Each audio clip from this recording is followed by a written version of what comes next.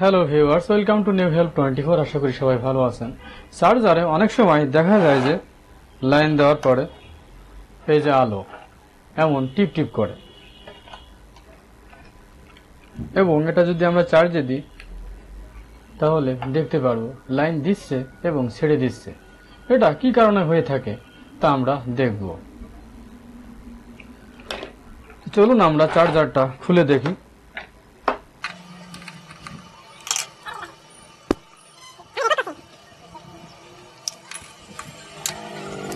তো বন্ধুরা, এই সমস্যাটা মূলত এই ক্যাপাসিটরের কারণে হয়ে থাকে।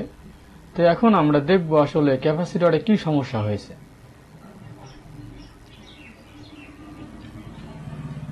ক্যাপাসিটর অনেক সময় ফুলে যায় বা ফেটে যায়, নষ্ট হয়ে যায়।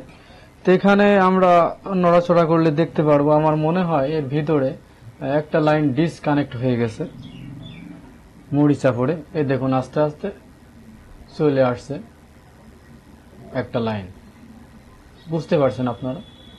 তো এখন আমাদের যা করতে হবে, এই ক্যাপাসিটরটা আমরা এমনি খুলে গেল নাড়া দিয়ে, এই দেখুন একটা লাইন মরিচা পড়ে নষ্ট হয়ে গেছে।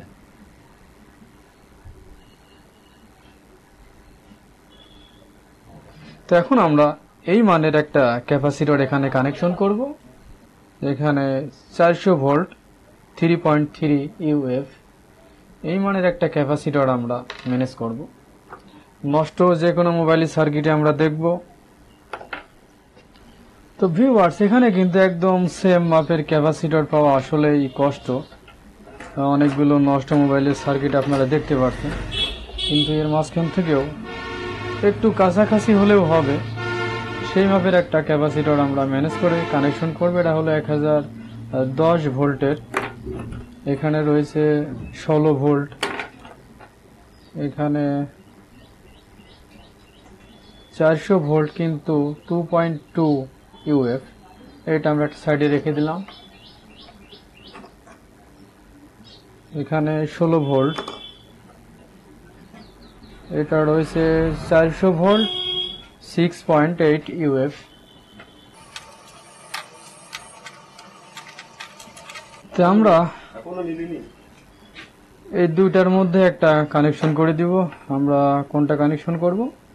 এটা রয়েছে 400 ভোল্ট 2.2 ইউএফ, 400 ভোল্ট 2.2 ইউএফ, এবং এটা রয়েছে 400 ভোল্ট 6.8 ইউএফ। তো আমরা এইটাই কানেকশন করব।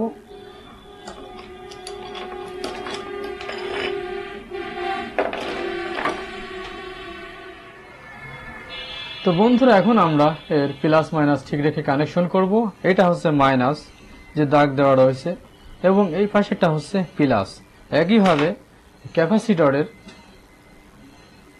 এই যে এই চিহ্নটা দেওয়া রয়েছে, এটা হচ্ছে মাইনাস, এবং এর বিপরীত এটা হচ্ছে প্লাস।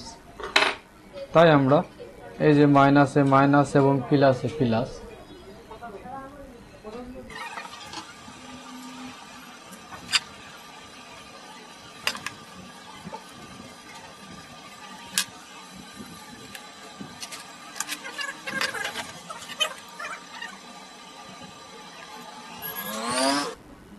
তো ভিউয়ার্স, কানেকশন করার পর এখন আমরা পুনরায় এটা সেট আপ করবো।